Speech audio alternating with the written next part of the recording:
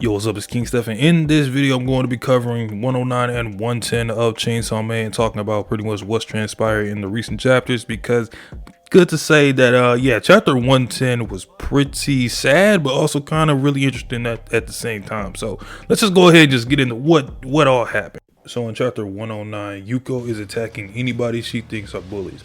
Meanwhile, still looking after Asa, who is down and out right now, and in comes our hero Denji, coming to save the day. And I found this sequence funny as hell because Denji is making it obvious to everyone, mainly the audience, us reading, that he wants to be revealed as the Chainsaw Man for his own selfish reasons and whatnot. So Denji transforms and just gets right to slicing away at Yuko and her tentacle legs.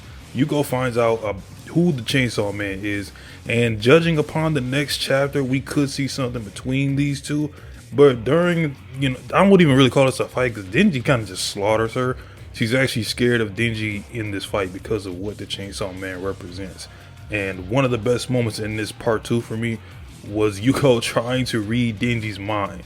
But it was useless and it didn't work because all Denji is thinking about is how to naturally expose that he's the Chainsaw Man. He's not even thinking about the fight or anything he's doing. That is the only thing on his mind. Asa wakes up all covered in blood, but quickly Yoru takes over because she sees Denji standing right in front of her after Denji just got done finishing off and slicing up Yuko. Now I have to say 109 is the first chapter where I was kind of conflicted on what Denji was doing, because we know Yuko had to be put down because she was killing other people, but knowing the character of Yuko, she was just trying to help Asa and it turned into something just way worse for herself. And before Yoru attacks Denji, Denji had to examine he had to examine from top to bottom, Yoru slash Asa, who is in her underwear right now. And even though he didn't say anything, I'm pretty sure we all know what he was thinking in this moment right now. And they don't fight in this chapter because before Yoru can even really get a hit in with her Yuko leg sword, Yoshida uses his octopus devil to grab Denji and they get away to protect his identity from getting even more revealed than it already is right now. Because before that, a random girl who was caught by Yuko was scared of Denji in the Chainsaw Man form, and he was going to show his human form to her to show that, it's alright. And yeah, that probably would have been even worse because as soon as one person sees it, it's going to spread like wildfire. Yoshida is fed up with Denji because every chance Denji gets, he's trying to reveal himself. And to be fair, you gotta appreciate the persistence. I gotta give it to him.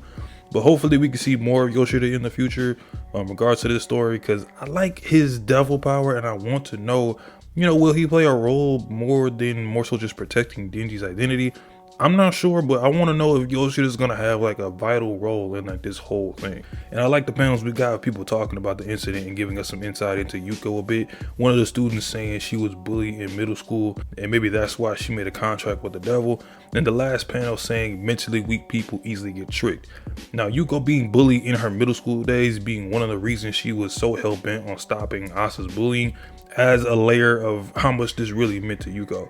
Because as much as she was doing this for Asa, deep down she was probably also doing this for herself because of her past trauma. That's kind of like my predictions on how she was really feeling in those moments.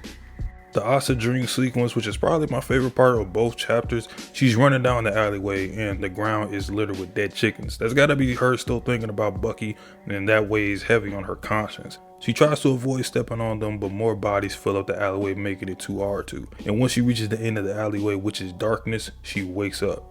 And I love how Fujimoto draws a sequence of Asa waking up, looking at Yoru still asleep, getting water to calm herself down, but someone rings her doorbell at this time of night and it's Yuko by the sound of her voice. But she didn't want Asa to open the door because she managed to turn into a devil, and if I see you, I might eat you. Asa opens it anyways, and Yuko, while she has a human body, she still has the Justice Devil features on her face and arms, and she looks like she's not in the best headspace right now. Now about Yuko's current state, I want to say that she is probably a fiend technically right now, because I know fiends pretty much are born because if a human dies and a devil eats them or takes over probably most of their body, the fiend will actually appearance wise get more of the devil features than it would the human one. But I want to know what's going on right now with Yuko. How is she going to progress her normal life? Because after this incident, it's not much she can really do now except stay away from school. I don't see her going back because with the devil hunters and everything, that the people that she killed, there's no way they're just gonna bring her back in because they're probably gonna want to kill her more than anything. So yeah, I don't know what the future holds for Yuko. I don't know how long she's gonna be in the story because I just don't see what's the end game for her. Although I will say, I think an encounter with Denji is inevitable, but even then, I don't know how Denji as the character will tackle that, and maybe that's where Yoshida will come into play, and maybe Yoshida will try to help, get Yuko to not get hunted after. That's the best thing I can come up with. But I gotta say, Asa opening the door for Yuko, that felt like a callback to when Denji opened the door for Aki back in the Gun Devil arc, because the tension and the not opening the door, and then the main character, our main characters opening the door, that definitely gave me vibes and flashbacks to that. Also, could Asa's dream be foreshadowing to how many incidents she could be a part of that led to the death of someone or something? Because everything Asa's been a part of, she takes a lot of guilt and a lot of the burden of, for example, the Yuko incident, the thing with Bucky. She takes a lot of just all of that weighs on her conscience heavy because she genuinely feels like it's her fault. So I feel like that alleyway is kind of like a representation of the eventual kind of downfall into just despair for her. I feel like that's what we're kind of being slowly walked through.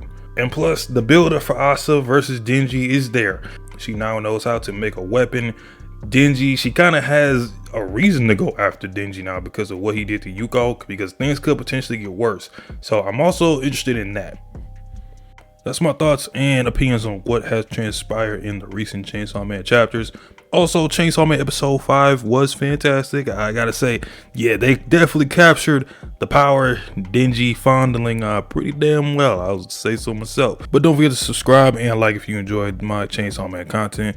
I'll holler at y'all in the next one. Peace.